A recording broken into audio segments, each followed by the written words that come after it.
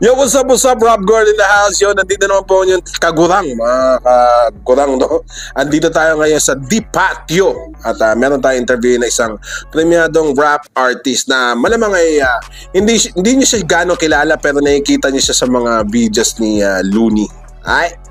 At syempre, pakilala ka, kapatid. Tinini.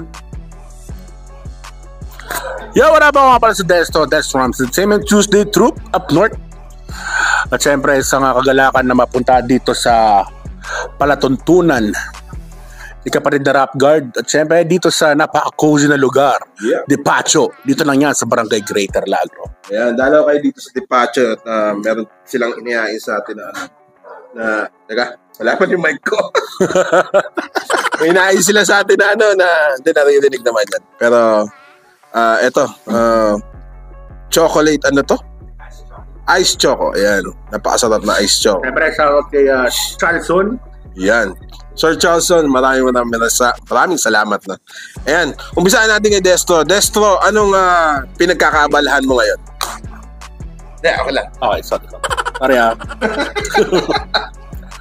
balik ngayon, sa akong guro, sa akong shadow teacher sa mga special children, yan. At isa rin akong negosyante. May mga water refilling stations, tsaka hindi pala isa lang pala, water refilling station at furniture shop at reseller ng mga Bigfoot na sapatos. Yun. Yeah, ano ibig sabihin nun, shadow teacher?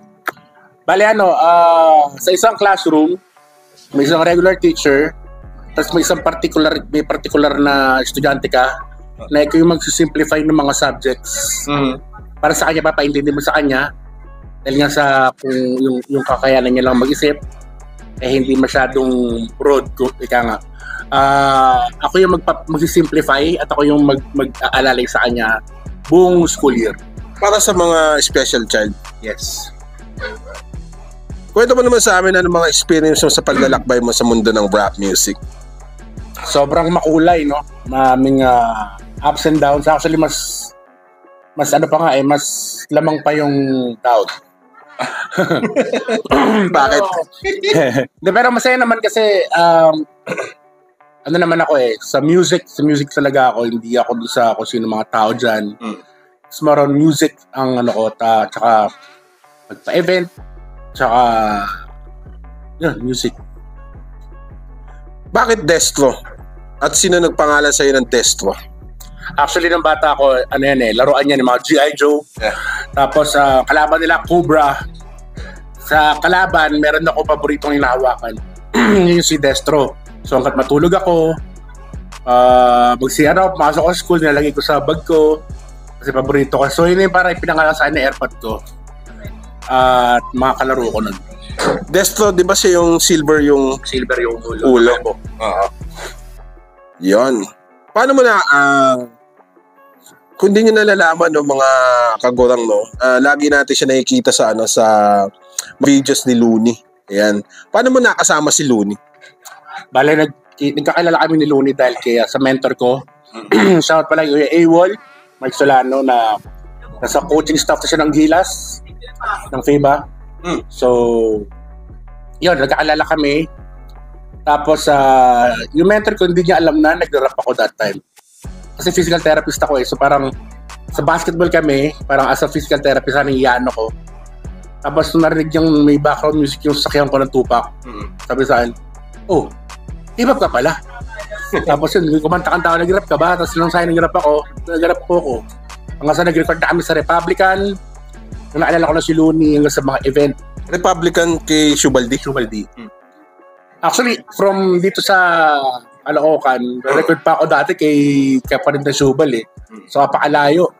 So, hanggang sa nakilala ko rin yung mga tropa dito sa Norte. Kaya stay na ako dito. So, yun. Kaya doon kami kakilala ni Looney. Hanggang sa siyempre, naging tunay naman ako sa kanya. So, kahit saan siya napupunta, may invitation siya galing sa kanya. So, yun. Ang layo, no? Physical therapist to shadow teacher? Sobrang layo. Bakit naging ganun? Kasi nung bata pa ako talaga nagsusulat na ako. Saka nung college ako karaoke rapper ako, yung mga freestyle. So, siguro, nagkaroon din talaga ng way. Siguro ito talaga yung leading sa akin. Kasi, biglang dumating lang sa iglap na, nung college ako, nasusulat ako ng mga lyrics. Tapos, pinupunit lang na airmats ko dati.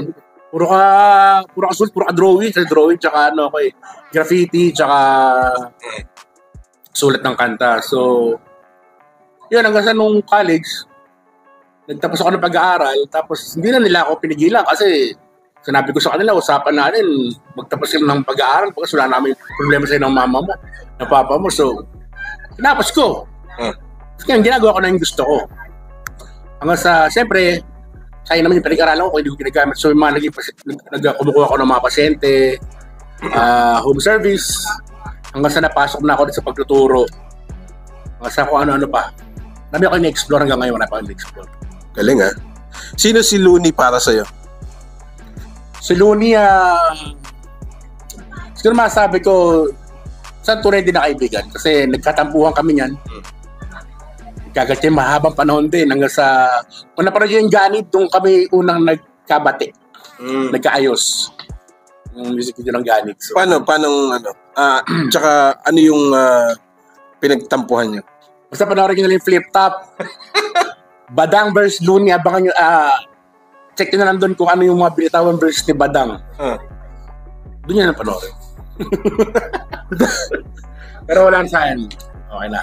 Pero okay na yung Looney. Oo, okay na. Love mo siya. Half.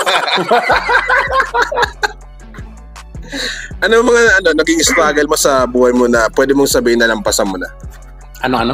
Anong mga naging struggle mo sa buhay mo na pwede mong sabihin na nalampasan mo na? Well, 3 beses ako nakulong, nalampasan ko yun. Pwede mo na sabihin ko ano yan? De, puro frat war yun. Pati sa warfare ako. Ano na pa ba? Siguro, napasan ko? Mga tropang plastic. Tsaka napasan ko yan. Mukhang marami kang pinahirapan ng frat war. Marami din. At pinahirapan din nila ako. Kasi dumating sa point na may death threat na ako, hindi ko na matapos pag-aaral ko. Kaya lumipat ako, buti yung school ko, Fatima. Pero sa Valenzuela, so nilipat ko yung sarili ko sa Valenzuela. Okay. Tapos doon, namuhay na ako ng tahimik. Kahit may nakakala pa rin sa akin doon, iniiwasan ko na sila lahat. Kaya yun, tinapos ko yung pag-aaral ko ng Diyos natapos. 5 years yung kurso ko Nakuha ko ng 9 years. May mga Di ba kinukwento sa'yo to? Hindi lang sa akin to, para sa kanila to. Malaman tuloy nila. Wala na. Ito. May mga, may sinabi ka kanina nanay mo na pinunit yung mga pinagsusulat mo. May mga times ba na may ibang tao na nag-down sa'yo sa pagrarap mo?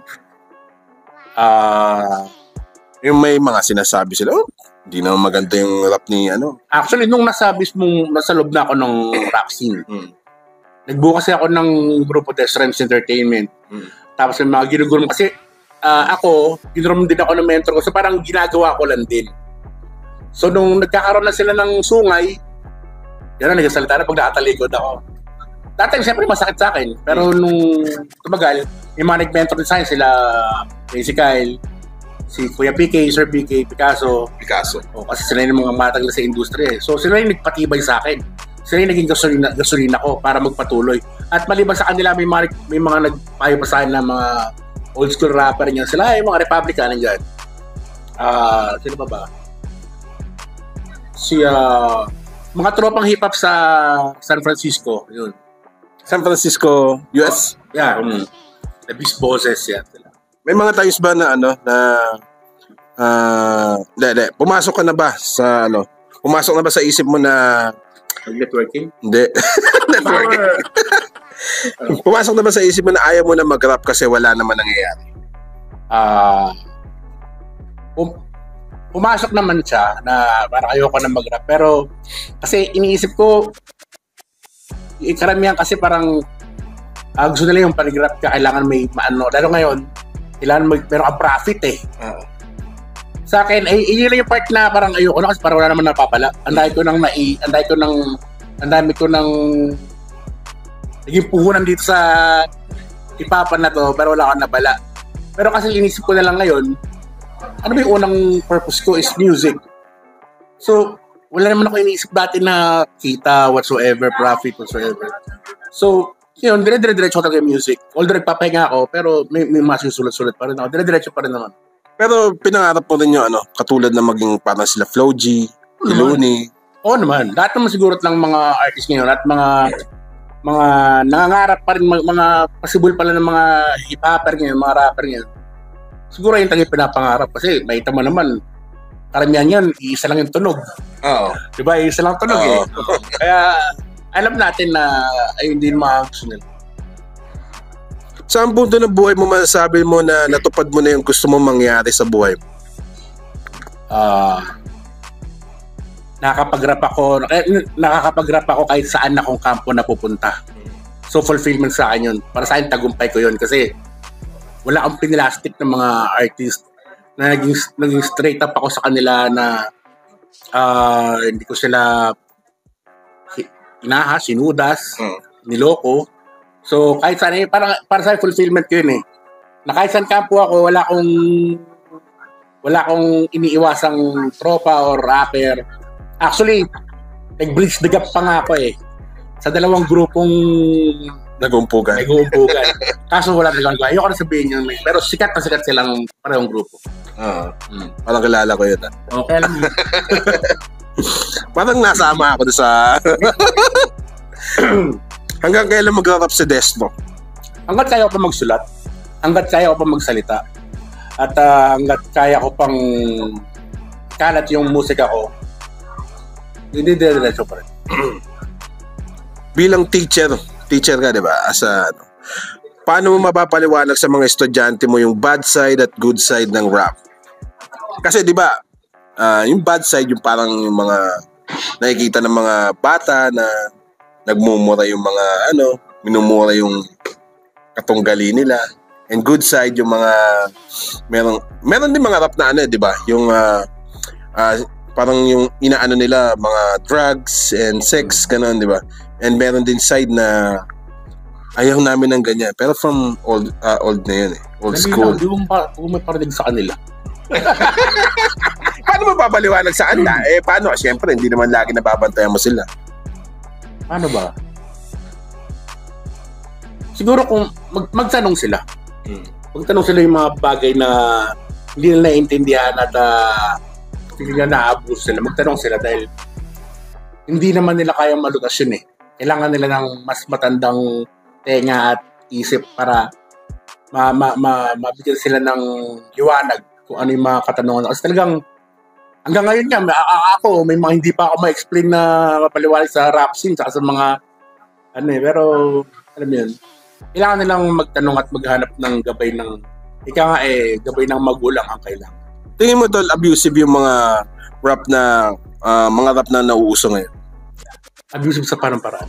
Yung mga, syempre napapakinggan ng mga bata na about sa drugs, about sa sex, about sa pagpatay. Actually sa akin, oo, pero parang feeling ko yun yung kasama na yun sa pagbabago ng hip-hop ngayon eh. So, sa lyricism, parang feeling ko yan na yun trend eh. Ayun na so mas lalo nilang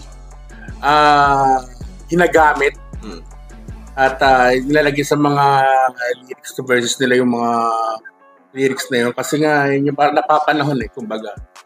Actually, dati wala namang ganyan. Yung panahon mo, no? Panahon nyo? Parang mga 2014. 2014. 2014. Oo, 2014. Tama ba? 2014? 2014. Parang 90s ka pa Pinanganak ako 1999, 90s ako. 99 ka? 1999? Yaman na eh. At na lang.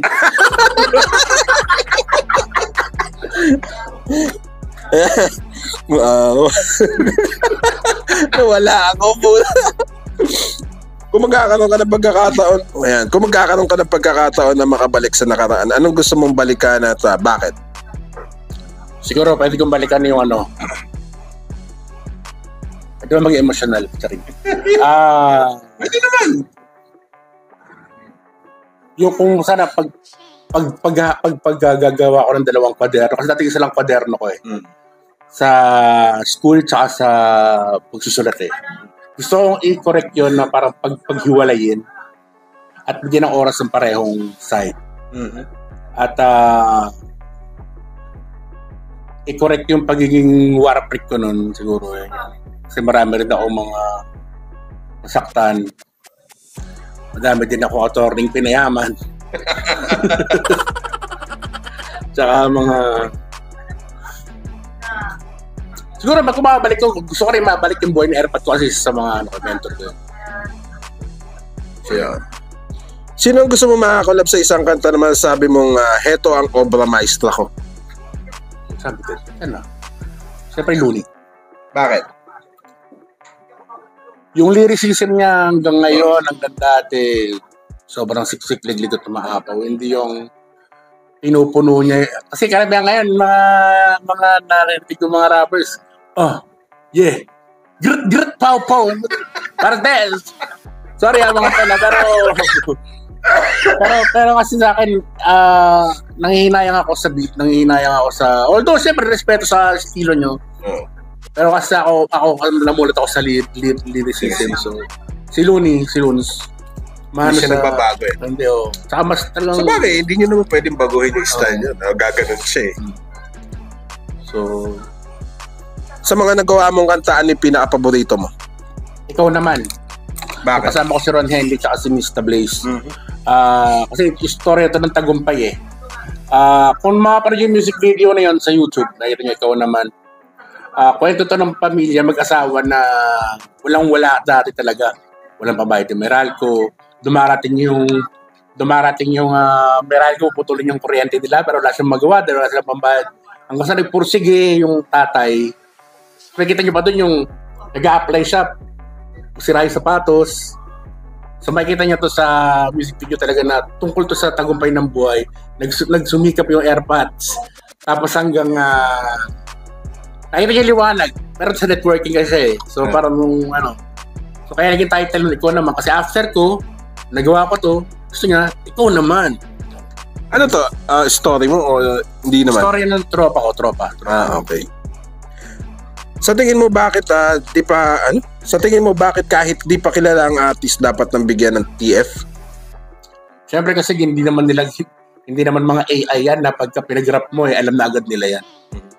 Mga umuubos din ng oras nila para sa sarili nilang obra yan, sarili nilang sulat, at namumuhunan din yan sa studio. Pero yung oras, malaki factor yung oras na nilaan ng artist na yun. Kaya siyempre kailangan mabigyan kahit honorarium, pagkain man lang.